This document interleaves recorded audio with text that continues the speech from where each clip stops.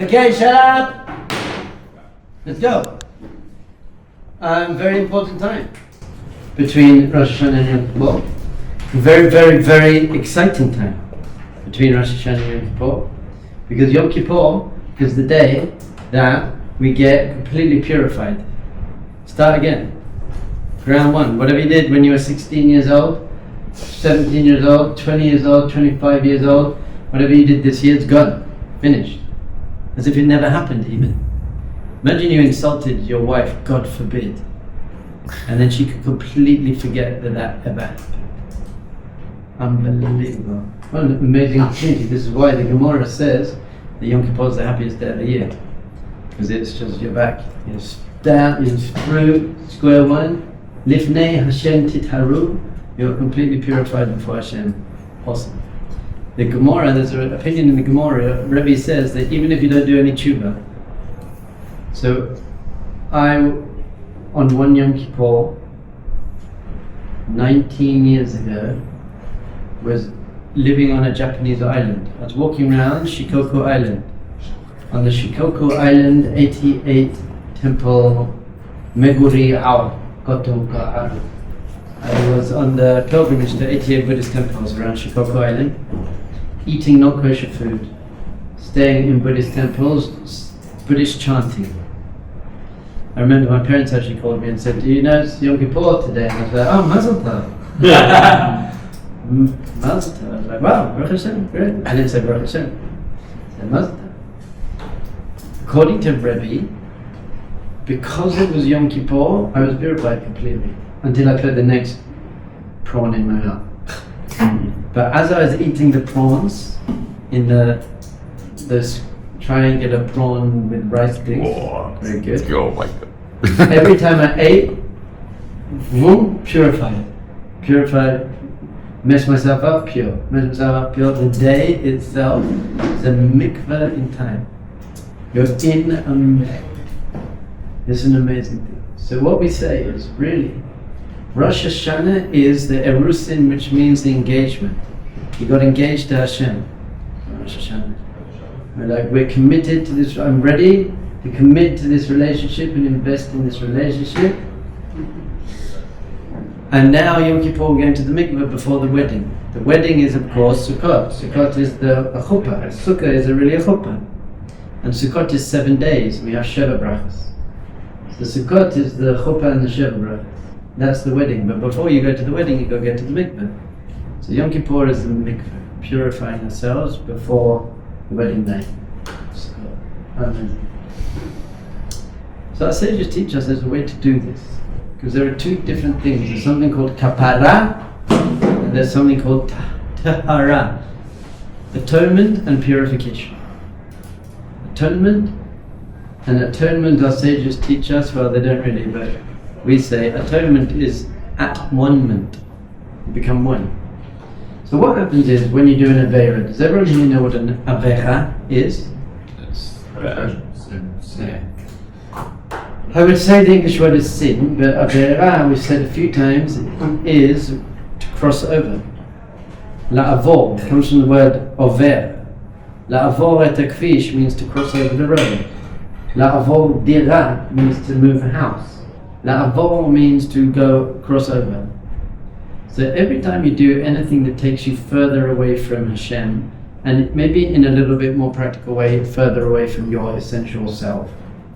Anytime you do anything that takes you away from living in line with your soul, that's called an avera. Now some averas are immoral, like stealing and killing and fighting, those are immoral. There are some averas that they're not immoral, like anxiety.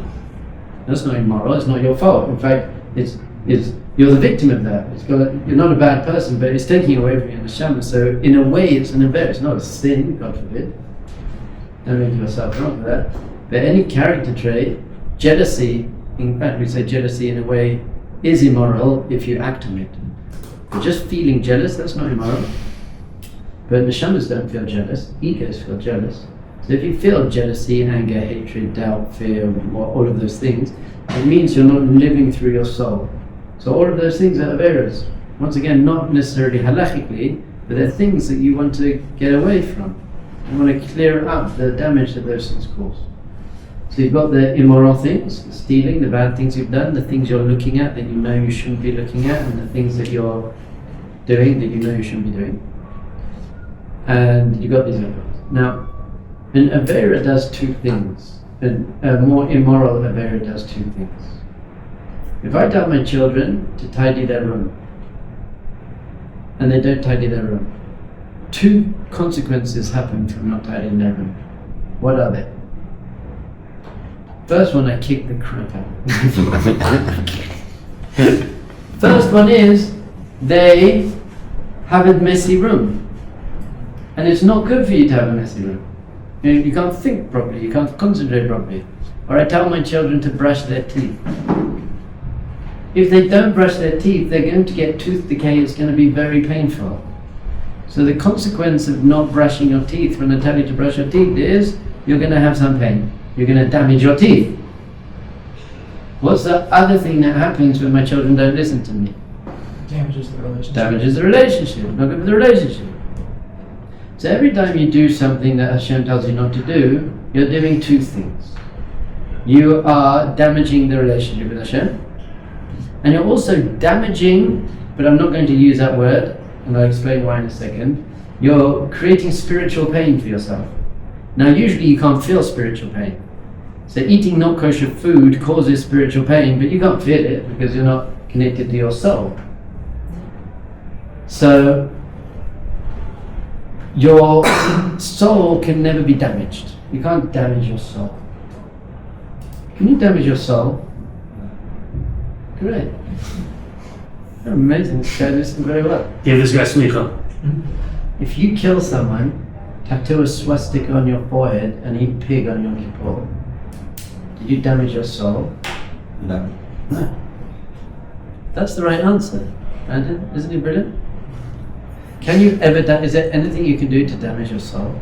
No. Nothing. But what you do is, you cover it up. You put dirt on it. You put schmutz on it.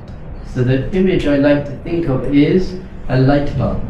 Your soul is a 1,000-watt light bulb. Every time you do something that's not good for it, you put some mud or some paint on that light bulb. Now the light bulb isn't damaged, it's just that once it's got mud on it, you can't see the light as much. And you can cover up your light bulb so much and so thick that you can't see any light. There's no light coming out of your light bulb. However, you haven't damaged the light bulb, you haven't even scratched it, it's perfectly pure and amazing. So that's what your neshama is. Neshama is always perfect, but every time you do things that you shouldn't do, you cover up your neshama. And once you cover up your neshama, you're covering up your intimate personal relationship with Hashem. So now what we need, and this is what Yom Kippur is all about, is kapara and tahara.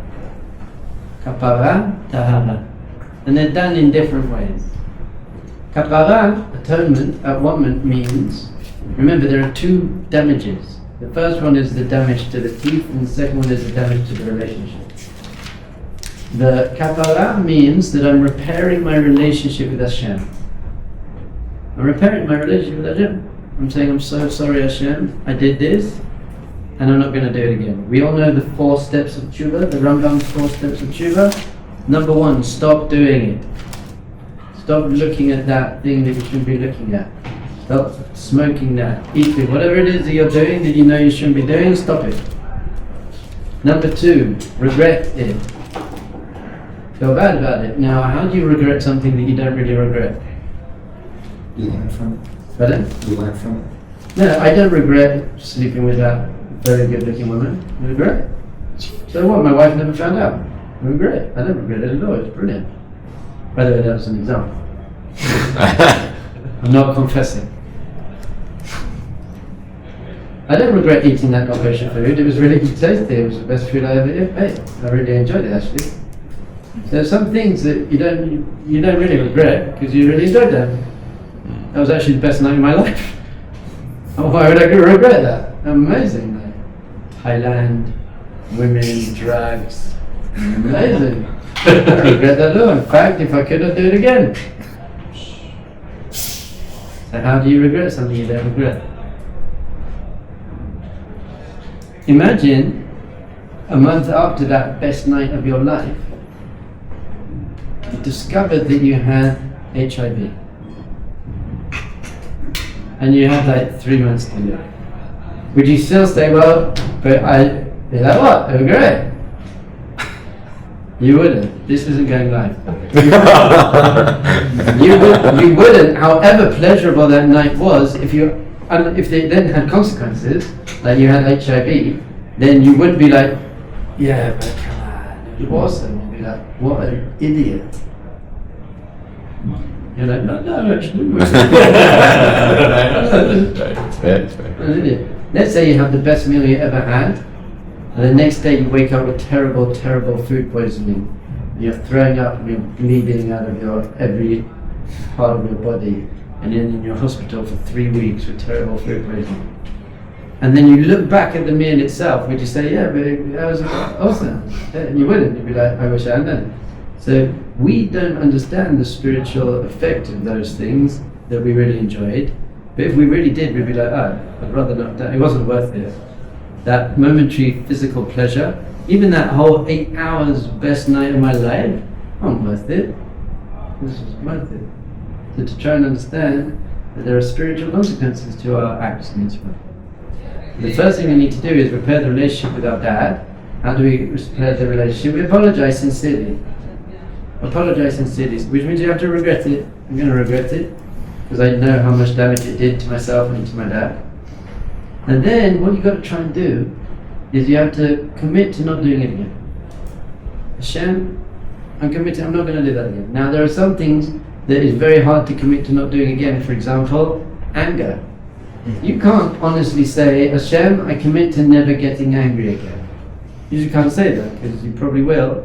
But you can commit to working on not getting angry again, and that's okay. I'm going to commit to do everything I can to deal with my anger problem.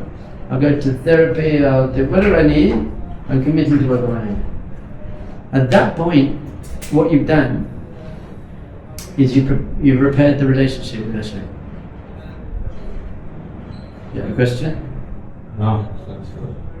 If you imagine with me and my wife, I say to my wife, look, I admit I did this terrible thing. I'm not going to do it again. And I admit it. I'm not doing it. I've stopped doing it. I'm admitting that I do it. And I'm sorry that I did it. And I'm not going to do it again. So then now it repairs the relationship. But then there's the other part, which is, yeah, but you've damaged your tooth. My children come up to me and say, Dad, I'm so sorry for not brushing my teeth. I'm such an idiot. I should have listened to you. I'll listen to you next time. I'm going to listen to everything you say. I feel bad. Then that repairs the relationship with me, but it doesn't repair their teeth. They still have to go to the dentist. So that's kapara is repairing the relationship. Then there's something that called tahara. Tahara means purification, which means you get rid of the tooth decay. You scrape away the tooth. You scrape away the mud from off the light bulb. And how do you do it? And really, it's going back to this main thing. It's called charatan. Have you ever heard of charatan? Charata means remorse. Remorse. Now, you better get this right, otherwise you'll get it wrong. That's profound. Sometimes I come out with unbelievably profound things. You must be looking at me and be like, this man's brilliant. You better get it right, otherwise you'll get it wrong. What's the difference between guilt and shame on one hand, and remorse on the other?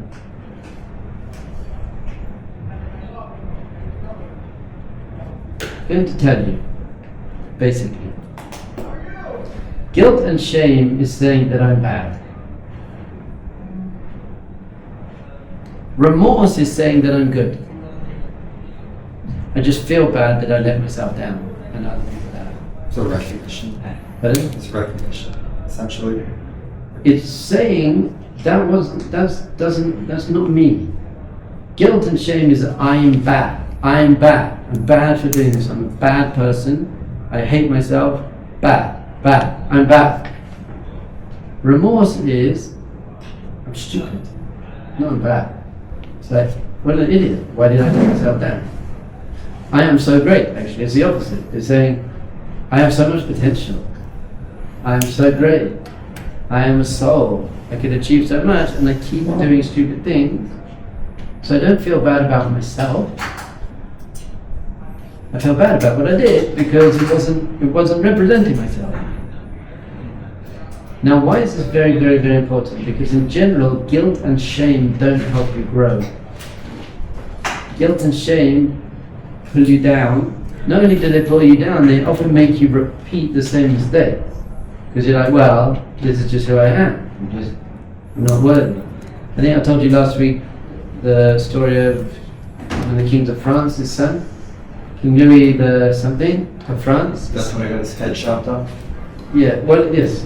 Basically, there was a revolution, and they killed the king, and then they took his son. I think his son was about 14 years old, and they didn't kill him. They just wanted to corrupt him, and then show, look, the king's son, and tease him, whatever. And they took him and they gave him women and drugs, and they just tried to corrupt him. After about a month, he hadn't done anything. He refused to touch any women, drugs, anything. And they were quite impressed, actually, this 16-year-old kid. And they said, what's going on? Why didn't you touch anything? And he said, because I'm the son of the king. I don't do that. It's a very powerful story. I'm the son of the king. I just don't do that. I don't watch pornography because I'm God's child. What are you talking about? I'm a Jew. Jews don't watch pornography. That's not what a Jew does. So when you are watching pornography, you're not being the Jew that you are. You're being the animal that you are. But if you keep putting yourself down, then bad people do bad things. But when you realize how great you are, then you I just don't want to speak Lashon Hara. And then you don't even need to fight against speaking Lashon Hara, because why would you? I just don't, that's not what I do. I'm so great. And it's so below me to speak Lashon Hara. I am so great that it's so below me to get in a bad mood if there's no schnitzel left. Sunday schnitzel day, everyone was greedy, took far too much schnitzel, they didn't need it. You're walking around the lunchroom, everyone's piled up their schnitzel. And then you have your judgmental voice, you're like, oh, they're learning Torah, are they? They think they're so holy, but as soon as it comes to lunchtime, then they turn into animals. And you're so upset. At that point, you should think to yourself, well, what's worse? Being really greedy and taking too much schnitzel, which is bad, or getting upset at the fact that you didn't get schnitzel? You're like, be greedy. I don't think so, actually. I think getting all that, don't have schnitzel, what's wrong with you? Once, although we have it quite often now, many, many years ago, before you were born, in Aish, it was very rare to see sushi. And one day, I came into this room, and there was this foundations guy, and he was furious. I was like, what's going on? He goes, last night there was sushi for dinner, and I came down a little bit later, and there was no sushi left. And everyone, when they saw everyone's plate with piled with sushi, and he was freaking out. He was like, oh, what's wrong with them? I was looking at him, I was like, what's wrong with you, man? So I asked him a question. I said, I have a question. Do you like sushi? And he's like, I love sushi. It's the best, and I'll never get to have it anymore. So I said to him, I just want you to think theoretically. Let's say you hated sushi. You hated sushi. And then you went down into the dining room and you saw that there was no sushi left. Would you be upset? And he said, well, no. And I said, why not? These people behave pretty badly. You should be equally upset. If you're upset because the people didn't behave well, then who cares if you like sushi or not? So you weren't upset that they were behaving badly, you were upset that you didn't get sushi. Is it worth selling your happiness for sushi? Would you sell your happiness for sushi? No. Would you sell your happiness for schnitzel? And no schnitzel left today. You'd be okay, you'd be completely fine? You'd be like, Yeah. what would you sell your happiness for? Parking space? Someone took your parking space, you're going to sell your happiness for that? I'm not selling my happiness for that. But you get the parking space? No, you were just about to get it, and then someone whipped it in front of you. You're going to sell your happiness for that? I'm not selling my happiness for that. I'm just getting out of the car and crap out of it. I'm not selling that. What are you selling your happiness for? People selling their happiness all day, every day. Someone says something not nice to you. Is that worth selling your happiness for? Not worth it. I'll give you $10,000 to be unhappy for 3 weeks. You'd be like, yeah, I'll do that. I don't need to give you that, you're already unhappy. Did you have a question? The question is just like, there are sort of, in that sushi example, there are sort of two emotions, right? One is the selfish of like, I didn't get enough sushi. But there could be like an authentic feeling of, like, this is what Jewish people are, like Jewish people are behaving like yes, animals. but if it, exactly, but that's my point. Yeah. If that was true, then he should have been upset if he didn't like sushi. The fact that he admitted that if he didn't like sushi, he wouldn't be upset means that he didn't have that. Yeah. That's the exact point. But yes, they can be two valid. But I just don't think sushi is worth being upset about. I told you about my experiment I did the other day. I'm still got to work this out. Said to my younger son, what would you prefer? You get one cookie and Binyamin gets 2 cookies. Or neither of you get any. Take the monkey. You would think so. But no, I'd rather no one had any than he had one of them. I think you are, I'd say 99% of children would say that. By the way, even in a way, many adults would, in a more subtle way. They did an experiment of that in university, and it was like, would you rather graduate and make 100K a year, but all your friends make 200K? I mean, these are not exact numbers, but it's rough. Or you make 60K, or everyone makes 80K a year, and you're equal, and everyone chose the lower pay. Yeah. Like, well, not everyone, a high percentage of, which is crazy. It just makes sense. More focused on the other. So thanks. So, what were we talking about? Something important. Selling happiness. Letter, son. About Teshuvah and like remorse. Remorse. So fine. So the remorse is not saying I'm bad, it's saying I'm good. So I just feel bad about letting myself down now. I'm so good. So how do you clear away the tooth decay, the mashama decay?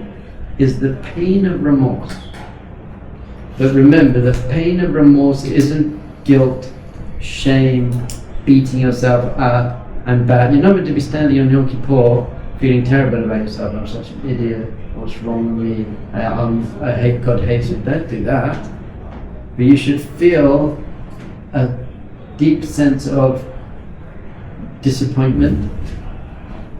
But then we do it in waves. We have the disappointment time in Yom Kippur, and then we have the singing and dancing and Hashem you're the King. And then we have a little deeper, try and feel that again. And remember, it's really one day a year. This is a 1 day a year thing where you're really going into your mistakes. But the purpose of it is to do better. That's it. If you don't have that purpose in mind, then it's just a terrible thing to do.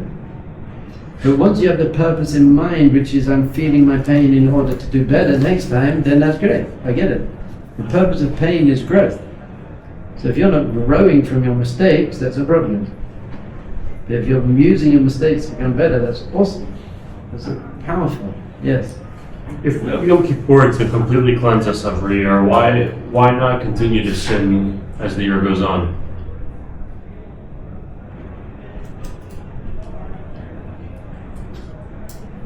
Because the sin messes you up immediately. So if at the end of the year I can say something to my wife and she forgives me for everything I did that year, why don't I just beat the crap out of her all through the year and then cheat on her all through the year and steal her money? Because I know at the end of the year she'll forgive me. Because that's terrible for my relationship during the year. And by the way, if that's your attitude, you didn't actually do Teshuvah. Sure. So it doesn't work, it didn't even work. So your Teshuvah on Yom Kippur didn't work.